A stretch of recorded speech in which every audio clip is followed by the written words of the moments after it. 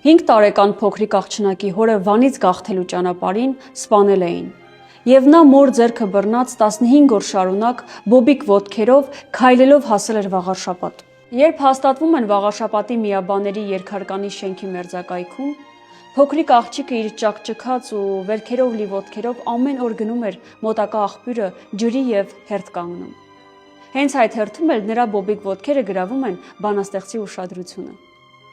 Ով էր այդ բանաստեղծը։ Ապակա դերասանուհի Մայրանուշ Պարոնիկյանն էր այդ աղջնակը։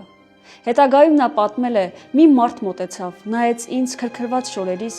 ճակճքած ոտքերիս ու հարցրեց, թե ինչու են ոտքերս այդ վիճակում։ Ասացի՝ կոշիկ չունեմ։ Հետո ինձ թղթե դրամ տվեց ու ասաց.